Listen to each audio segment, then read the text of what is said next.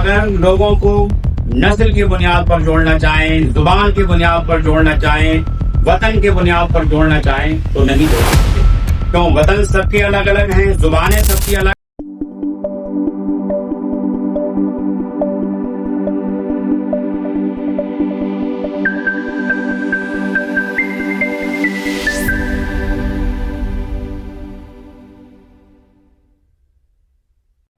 الحمدللہ رب العالمین والصلاة والسلام علی سید المرسلین وعلی آلہ واصحابہ اجمعین، اما بعد.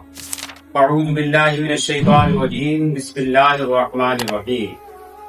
یا ایہا الناس اتقوا ربکم الذی خلقکم من نفس واحدۃ وخلق منها زوجها وبث منہما رجالا کثیرا ونساء واتقوا اللہ الذی تساءلون به والارحام ان اللہ کان علیکم رقیبا. صدق اللہ العظیم. عزیز ساتھیو، یہ قرآن مجید کی سورہ نساء کی پہلی آیت ہے جو ابھی میں نے آپ کے سامنے تلاوت کی ہے. اس آیت کے اندر اللہ تعالیٰ نے ہمیں 5 باتوں کی تعلیم کی ہے.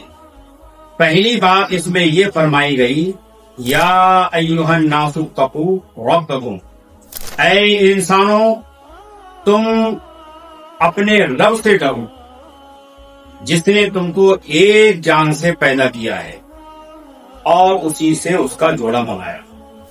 تو سب سے پہلی بات یہ بتائی گئی کہ اللہ سے ڈرو، رب سے ڈرو. رب کا ڈر، رب کا تقویٰ، اللہ واحد کا تصور ایک ایسی چیز ہے جو تمام انسانیت کو جوڑ کر رکھ سکتی ہے. آپ اگر لوگوں کو نسل کی بنیاد پر جوڑنا چاہیں، زبان کی بنیاد پر جوڑنا چاہیں، وطن کی بنیاد پر جوڑنا چاہیں تو نہیں جوڑ سکتے، کیوں؟ وطن سب کے الگ الگ ہیں، زبانیں سب کی الگ الگ ہیں اور نسلیں سب کی الگ الگ ہیں، برادریاں سب کی الگ الگ ہیں. اگر انسانوں کے اندر آپس میں اتحاد اور اتفاق ہو سکتا ہے، اگر ان کے اندر جوڑ ہو سکتا ہے، اگر وہ ایک دوسرے سے قریب ہو سکتے ہیں تو صرف اللہ واحد کے تصور کے بنیاد پر ہو سکتے ہیں. اور آپ دیکھیں کہ دنیا کے بڑے بڑے وہ لوگ، بڑے بڑے جنہوں نے فرعون جیسے بادشاہ جن کے بارے میں ہے کہ انہوں نے خدائی کا دعویٰ کیا تھا، ان کا خدائی کا دعویٰ بھی اس معنی میں نہیں تھا کہ ان میں سے کسی نے یہ کہا ہو کہ میں نے زمین و آسمان کو پیدا کیا ہے، میں زمین و آسمان کا خالق ہوں. انا ربکم الاعلیٰ کا انہوں نے نعرہ ضرور لگایا تھا لیکن یہ کبھی نہیں کہا. تو یہ دنیا کے اندر چند لوگ ایسے ہو سکتے ہیں جو یہ تصور رکھتے ہوں کہ یہ زمین، یہ آسمان، یہ ساری کائنات خود بخود وجود میں آ گئی ہے، لیکن اس دنیا کے اندر اکثریت یا یہ کہیں کہ بہت بڑی تعداد جو دنیا کے اندر رہتی ہے وہ یہ تصور رکھتی ہے کہ ایک ہستی ایسی ہے جس نے تمام انسانوں کو پیدا کیا ہے اور اسی نے یہ پوری کائنات بنائی ہے. اس کو مختلف ناموں سے لوگ جان سکتے ہیں، کوئی اللہ کہتا ہے، کوئی ایشور کہتا ہے اور کوئی گاڈ کہتا ہے، تو مختلف ناموں سے لوگ جان سکتے ہیں. تو وہ ایک ایسا تصور ہے کہ انسان کو ایک کر سکتا ہے. دوسری بات اس آیت میں یہ بتائی گئی کہ لوگوں کے اندر محبت پیدا کی جائے، ان کے اندر سے نفرت کا خاتمہ کیا جائے، اور اس کی بھی وجہ اس میں بتائی گئی کہ الذی خلقکم من نفس واحدہ وخلق منها زوجها وبث منہما رجالا کثیرا ونساء، کہ اس نے تم کو ایک جان سے پیدا کیا اور اسی سے اس کا جوڑا بنایا، اور ان دونوں سے بہت سارے مرد اور عورت ساری دنیا کے اندر پھیلا گئی. تو انسانوں کو یہ تعلیم دی گئی کہ تمہاری اصل ایک ہے، تم سب ایک ماں باپ یعنی حضرت آدم علیہ السلام اور حضرت حوا علیہ السلام کے اولاد ہو. کیا ایک ماں باپ کے جو بچے ہوتے ہیں، جو ایک ماں باپ کی اولاد ہوتے ہیں، کیا ان میں ایک دوسرے سے نفرت ہوتی ہے؟ وہ تو ایک دوسرے پر جان چھڑکتے ہیں، ایک دوسرے کے لیے اپنی جان قربان کرنے کے لیے تیار رہتے ہیں، ایک دوسرے کے غم کو اپنا غم اور ایک دوسرے کی خوشی کو اپنی خوشی سمجھتے ہیں.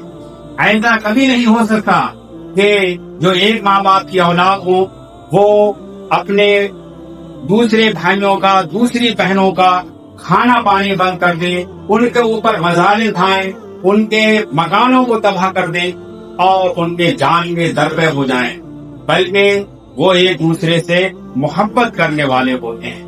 تو دنیا کے اندر اگر محبت پیدا ہو سکتی ہے تو صرف اسی بنیاد پر ہو سکتی ہے کہ ہم سب ایک ہیں، ہم میں کوئی نہ آڑا ہے، نہ کوئی نیچا ہے، نہ کوئی اونچا ہے، سب ایک ماں باپ کی اولاد ہیں تو سب آپس میں برابر ہیں۔ اگر کسی کو کوئی برتری حاصل ہے تو اللہ تعالیٰ نے یہ فرمایا کہ تقویٰ کی بنیاد پر ہو سکتی ہے، کہ تقویٰ جس کے اندر اللہ کا خوف اور اللہ کا ڈر کس کے اندر کتنا زیادہ ہے، جس کے اندر جتنا زیادہ ہوگا وہ اتنا ہی اللہ کی نظر میں بلند ہوگا۔ اور تیسری بات اس آیت کے اندر ہمیں یہ بتائی گئی کہ وَاتَّقُوا اللَّهَ الَّذِي تَسَاءَلُونَ، کہ اللہ سے ڈرو، اللہ کا تقوی اختیار کرو، جس کا نام لے کر، جس کا واسطہ دے کر تم ایک دوسرے سے سوال کرتے، ایک دوسرے سے اپنے حق مانگتے ہو۔ لیکن آج اگر ہم دنیا کا جائزہ لیں، دنیا کو دیکھیں اور معاشرت کا جائزہ لیں، سماج کا جائزہ لیں، تو یہ معلوم ہوتا ہے کہ حق اور فرض کے درمیان توازن باقی نہیں رہا۔ شوہر بیوی سے یہ کہتا ہے کہ میرا یہ حق ہے یا میرا یہ حق ہے، کیا وہ اپنے فرائض کو بھی ادا کرتا ہے؟ اسی طریقے سے بیوی شوہر سے یہ کہتی ہے کہ میرا تمہارے اوپر یہ حق بنتا ہے، کیا وہ اس کے فرائض کو بھی ادا کرتی ہے؟ اسی طریقے سے دوسرے جو رشتے بنتے ہیں، اولاد اور والدین کا جو رشتہ ہے، اس میں بھی یہی معاملات ہیں کہ فرائض جو ہمیں اپنے حقوق تو یاد ہیں لیکن فرائض کا خیال نہیں ہے۔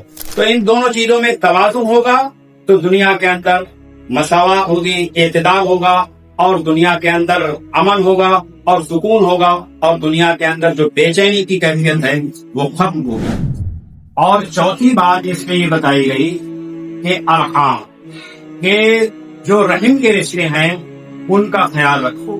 انسان کے جو رحم کے رشتے ہوتے ہیں وہ اس کے ماں کی طرف سے بھی ہوتے ہیں اور اس کے باپ کی طرف سے بھی ہوتے ہیں، دونوں طرف کے رشتوں کا خیال رکھنے کا حکم دیا گیا، جس میں شروعات اس طرح کی کی گئی کہ اے لوگو اپنے رب سے ڈرو۔ پہلے تمام انسانوں کو جوڑنے کی بات کہی گئی، لیکن اب یہاں پر یہ بات کہی گئی جو خون کے قریبی رشتے ہوتے ہیں ان کا زیادہ خیال رکھنے کی ضرورت ہے۔ والدین کے جو حقوق ہیں، اولاد کا جو والدین کے ساتھ رشتہ ہے، شوہر بیوی کے جو حقوق ہیں، اور اسی طریقے سے دوسرے جو ایسا اقارب ہیں ان کا خیال رکھنے کی بات کہی گئی ہے۔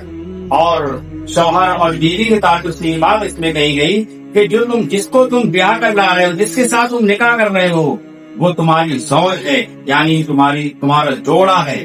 جوڑا برابر سے لگایا جاتا ہے، یہ نہیں ہے کہ چھوٹے اور بڑے کے حساب سے لگایا جائے۔ تو جس کو تم بیاہ کر لائے ہو، جس کے ساتھ تم نے نکاح کیا ہے، اس کو اپنی برابر کا سمجھو، اس کا اپنا یہ نہیں ہے کہ اسے اپنے سے کم تر سمجھو۔ اللہ تعالیٰ نے جو کرامت، جو مقام اور جو عزت اور احترام اور جو مرتبہ آدمیت کے لحاظ سے مرد کو عطا کیا ہے، وہ خواتین کو بھی اللہ تعالیٰ نے عطا کیا ہے۔ کوئی اپنی عبادت سے، محنت سے، مشقت سے، ریاضت سے اگر حضرت ابو بکر صدیق رضی اللہ تعالیٰ بن سکتے ہیں تو خواتین میں بھی اپنی ریاضت سے، اپنی مشقت سے اور اپنی عبادت سے حضرت عائشہ رضی اللہ عنہا بنتی ہے۔ اور اسی طریقے سے بعد کے دور میں ہم دیکھیں کہ اگر کوئی اپنی ریاضت سے، مشقت سے خواجہ عبد القادر جیلانی رحمۃ اللہ علیہ ہو سکتے ہیں، تو خواتین میں بھی حضرت رابعہ بصری رحمۃ اللہ علیہا ہو سکتی ہیں۔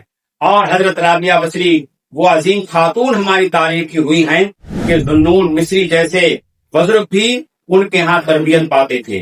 ان کی تربیت کا ایک واقعہ تاریخ میں موجود ہے، وہ میں آپ کے سامنے رکھ رہا ہوں۔ ایک مرتبہ حضرت ذوالنون مصری رحمۃ اللہ علیہ حضرت رابعہ بصری کے اس میں دربار میں آئے اور ان کے پیشانی سے ایک پٹی بنی ہوئی تھی۔ انہوں نے یہ پوچھا کہ یہ پٹی کس طرح کی ہے؟ کہا میرے سر میں درد ہو رہا ہے، اس وجہ سے پٹی باندھی ہے۔ کہا کہ یہ کب سے پٹی باندھی ہوئی ہے؟ کہا کہ 2 دن سے یہ بندھی ہوئی ہے۔ کہا کہ یہ درد کتنے دنوں سے نہیں ہوا تھا؟ کہا 10 سال سے درد نہیں ہوا تھا۔ کہا 2 دن سے درد ہو رہا ہے تو تم نے جو ہے پٹی باندھ لی؟ اور 10 سال جب تمہارے درد نہیں ہوا تو کبھی شکرانے کی پٹی باندھی؟ کہا نہیں۔ تو کہا کہ یہ کیسا معاملہ ہے تمہارا اللہ تعالیٰ سے کہ 2 دن سے درد ہو گیا تو اللہ تعالیٰ کے نام کو یعنی یہ ہر جگہ اپنے محبوب کی شکایت کر رہے ہو کہ اللہ تعالیٰ نے مجھے تکلیف دی ہے، بیماری دی ہے، اور جب وہ بیماری نہیں تھی تو تم نے شکر کبھی ادا نہیں کیا۔ حضرت ذوالنون مصری رحمۃ اللہ علیہ کہتے ہیں کہ ان کی اس نصیحت کا، ان کی اس بات کا میرے اوپر یہ اثر ہوا کہ میں نے کبھی زندگی میں، چاہے میرے اوپر کتنی بھی تکلیف آئی، کوئی بیماری آئی، میں نے کبھی بھی کسی سے اس کا تذکرہ نہیں کیا، کبھی کسی سے اس کی شکایت نہیں کی۔ اور اس میں آخری بات اس آیت میں یہ بتائی گئی ہے، ان اللہ کان علیکم رقیبا، کہ تمہارے کاموں پر اللہ تعالیٰ کی نگرانی ہے۔ جو بھی کام تم کر رہے ہو وہ اللہ کی نظر میں ہے، چاہے تم اندھیرے میں ہو، چاہے تم اجالے میں ہو، چاہے تم اکیلے ہو، چاہے تم بھری ہوئی بھیڑ کے اندر موجود ہو، چاہے بڑے اجتماع کے اندر تم موجود ہو، اللہ تعالیٰ کی نظر تمہارے اوپر ہے۔ اور اگر انسان کی یہ کیفیت ہو جائے کہ میرے کاموں پر اللہ تعالیٰ کی نظر ہے تو پھر اس کے کام، سارے کام اس کے سیدھے ہوں گے، کوئی بھی کام اس کا ٹیڑھا نہیں ہوگا۔ اور آپ یہ دیکھیں کہ حضرت عمر رضی اللہ تعالیٰ عنہ ایک مرتبہ ہم مدینہ کی گلیوں میں رات کے اندر پہرا دے رہے تھے، ایک گھر سے یہ آواز آئی ایک ماں کی کہ بیٹی دودھ میں پانی ملا دو۔ بیٹی نے کہا کہ آپ کو معلوم نہیں ہے امی جان، ہمارے خلیفہ حضرت عمر رضی اللہ عنہ نے دودھ میں پانی ملانے سے منع کیا ہے۔